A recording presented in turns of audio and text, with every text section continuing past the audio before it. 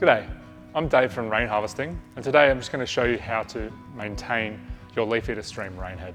So there are a few different versions of the leaf eater stream. So you have the leaf eater stream with the hood, the leaf eater stream with the original cover, and the leaf eater stream with the shield cover. And depending on what version you have, you may need to maintain your rain head more frequently, or you might even be able to get away with maintaining it less frequently. On something like the leaf eater stream with the hood, because it's a closed system, you probably want to maintain it more regularly.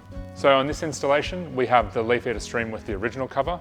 The leaf eater stream with the original cover is designed to be able to shed leaves off the screen periodically. We might not have to maintain this as frequently as other versions. You can see here that we have a small buildup of leaves. So the first step to maintaining this is just sliding the cover up from the screen and just sliding it up your top section of downpipe like that. And that way you'll get access to your rain head screen.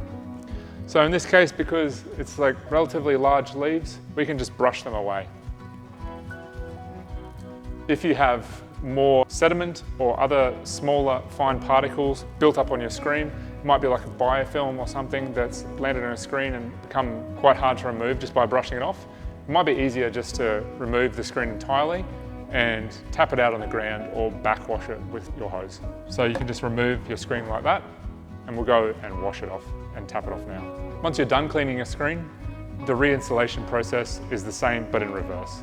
So first we'll just reinstall our screen, making sure it's seated evenly into the body, and then we can just reinstall our cover by sliding it down the upper section of downpipe, making sure that the lower skirt sits evenly.